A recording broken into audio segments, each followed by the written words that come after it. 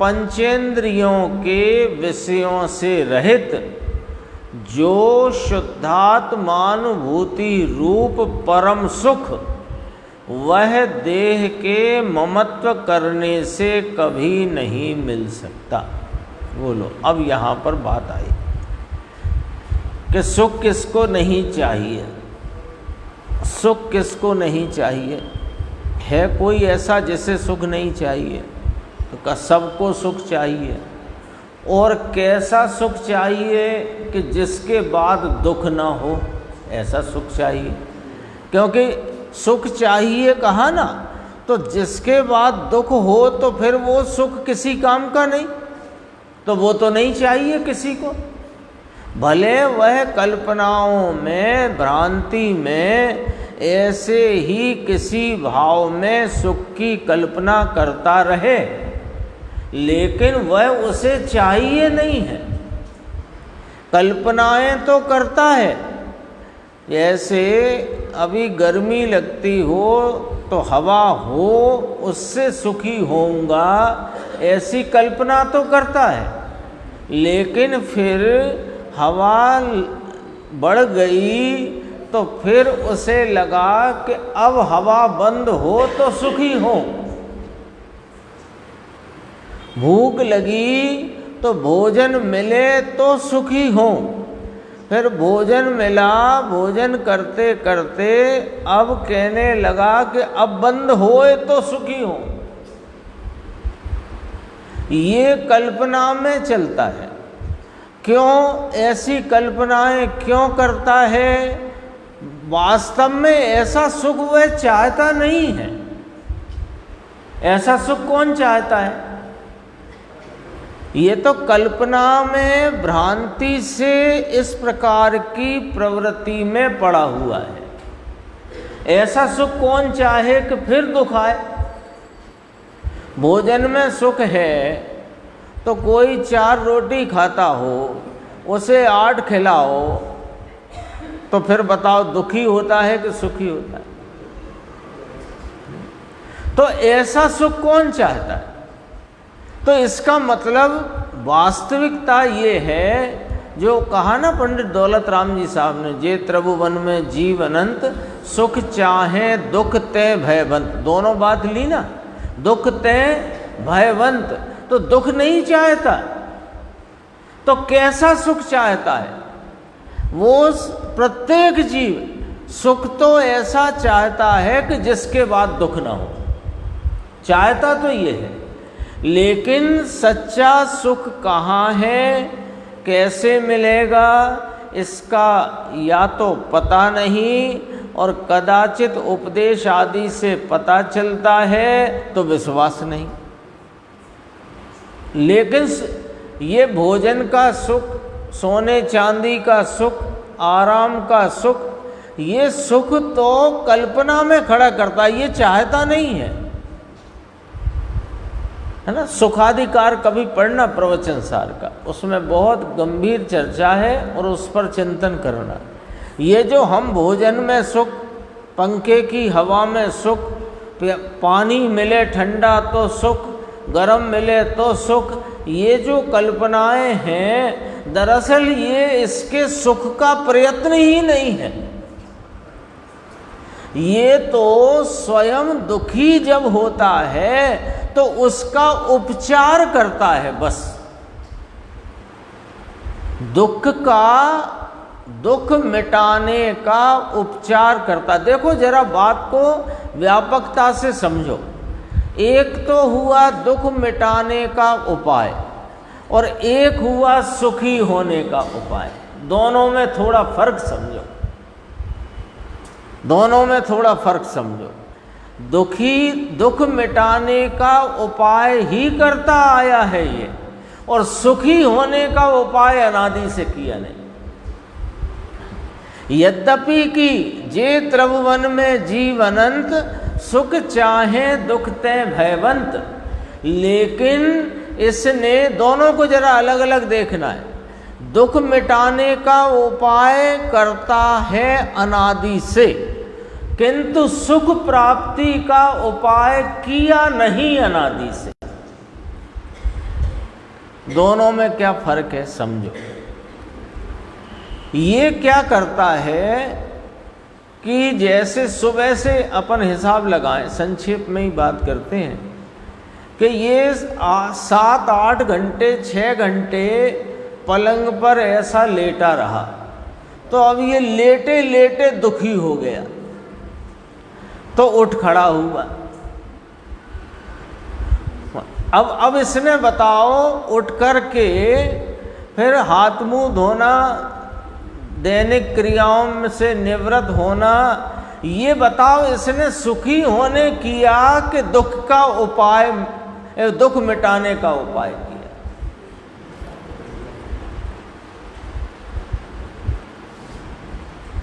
फिर भूख लगी तो भूख पीड़ा है कि भूख सुख है? वो पीड़ा मिटाने इसने स्वल्पाहार अल्पाहार भोजन किया। फिर प्यास लगी तो पानी पिया, तो प्यास पीड़ा है कि सुख है? तो पीड़ा मिटाने का उपाय किया। ये पूरे दिन 24 घंटे यही काम करता है कि पीड़ित होता है और पीड़ा मिटाने के उपाय में प्रवृत्त होता है। बस सुख प्राप्ति का तो इसने उपाय किया ही नहीं है, सिर्फ पीड़ा मिटाने का उपाय, उपचार किया है, उपाय किया। पीड़ा मिटाता है। भूख तो पीड़ा है, प्यास तो पीड़ा है, थकान तो पीड़ा है, पीड़ा ही है ना। पीड़ा माने शरीर की पीड़ा नहीं, शरीर की पीड़ा शरीर की तो अवस्था परिवर्तन, उस अवस्था परिवर्तन में ये लक्ष्य करके स्वयं पीड़ित होता है अपनी पर्याय में, और उस पीड़ा का उपचार करता है बाहर के बाहर ही। यहाँ जो शब्द आया देखो कि जो तुम पीड़ा मिटाने के उपाय करते हो, किस प्रकार के पंचेंद्रिय विषयों में लक्ष्य कर करके, पंचेंद्रिय के विषयों में लक्ष्य कर करके पीड़ा मिटाने का उपाय करते हो। जबकि जो शुद्धात्मानुभूति रूप परम सुख है वह तो पंचेंद्रिय के विषयों से रहित है। वो दुख के, पीड़ा के, दुख के मिटाने के उपायों से रहित है। तो कहाँ से आता है वो सुख कि जो फिर कभी दुख ना होए? वो सुख तो शुद्धात्मानुभूति रूप परम सुख है, इसलिए उसका नाम परम सुख कहा। सो वह देह के ममत्व करने से कभी नहीं मिल सकता। ये ऐलान है, ऐलान है ये कि वो जो दुख मिटाने के उपाय जिन्हें तुम भ्रांति में सुख का उपाय और सुख समझते हो, दरअसल वे सुख रूप नहीं है। सुख स्वरूप भाव तो शुद्धात्मानुभूति रूप है और वह परम सुख स्वरूप है, और वह देह के, है ना शब्द देखो, देह के ममत्व करने से कभी नहीं मिल सकता। देह में ममता करे और शुद्धात्मानुभूति रूप परम सुख मिले, ऐसा कभी हो ही नहीं सकता। इसलिए क्या करना? सुखी होना है कि नहीं होना? सुखी होना हो तो शुद्धात्म स्वरूप का आलम्बन लो तो सुखी हो सकते हो, और तभी देह की ममता छूटती है।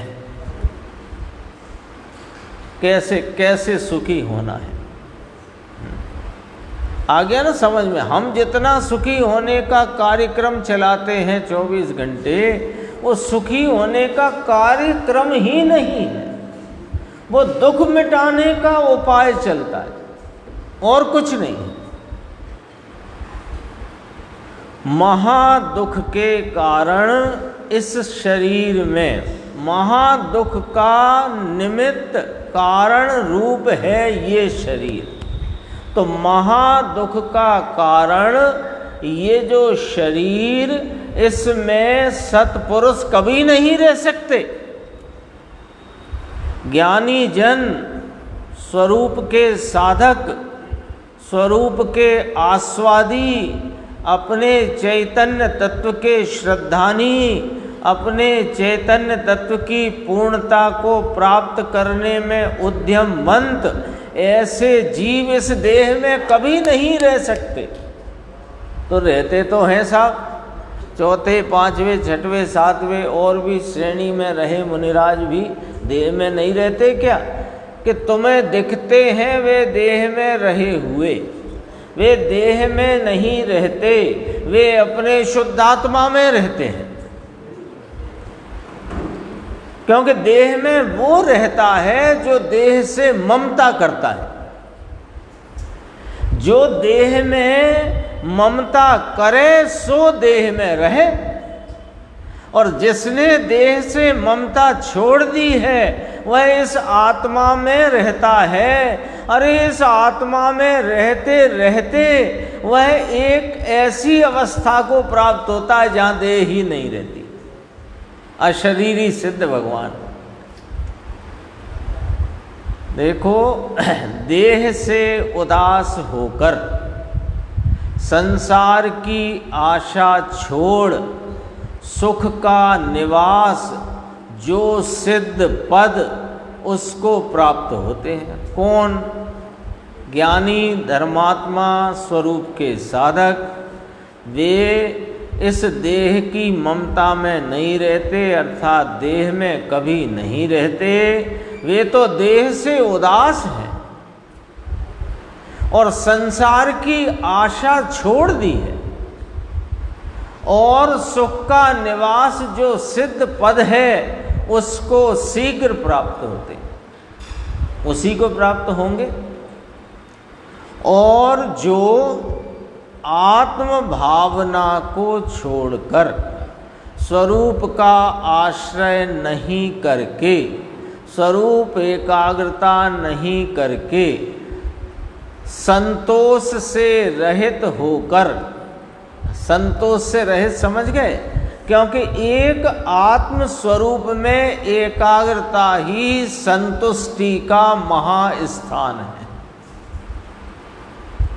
यही संतोष मिलता है, और कहीं संतोष है ही नहीं।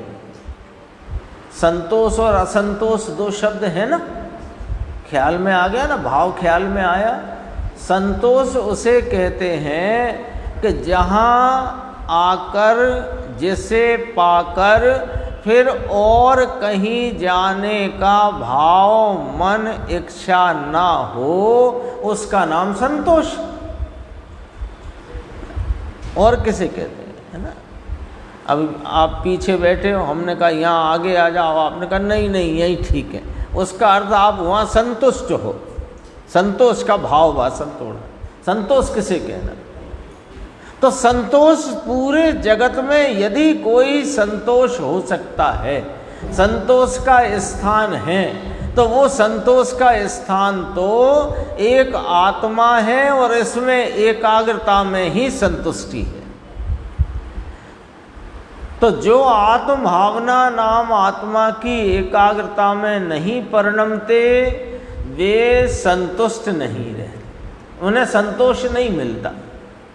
तो वे क्या करते हैं? जब संतोष नहीं मिलता तो भटकते हैं। इतना अच्छा वर्णन ब्रह्मदेव सूर्य आचार्य भगवान का है। क्या करेगा ये जीव? संतुष्ट नहीं होगा तो क्या करेगा? आप बताओ, क्या करेगा? संतुष्ट नहीं होगा तो भटकेगा, यहाँ से वहाँ, वहाँ से वहाँ, वहाँ से यहाँ, है ना? वहाँ अभी कहा ना, जैसे अब चंद्रेश भाई वहाँ बैठे हैं, अब वहाँ संतोष से बैठे हैं तो वहाँ बैठे हैं। अब मान लो इन्हें वहाँ संतोष नहीं मिलेगा तो थोड़ी देर में इधर आके बैठेंगे, इधर संतोष नहीं मिलेगा तो उधर बैठेंगे, उधर नहीं मिलेगा तो बेंच पे चले जाएंगे, बेंच पे नहीं मिलेगा तो इधर वाले पे आ जाएंगे। संतोष नहीं मिल रहा तो भटकन हो रही है ना, संतोष नहीं होता तो भटकन होती है। तो भटकन होती है तो ये क्या करता है कि भटकन में अपने स्वरूप में तो संतोष प्राप्त करता नहीं, जो संतोष का स्थान है। तो ये भटकता हुआ जो प्राप्त देह है उसमें राग करता है, उसमें ममता करता है, और जब उसमें ममता करता है तो अनंत भव धारण करता है।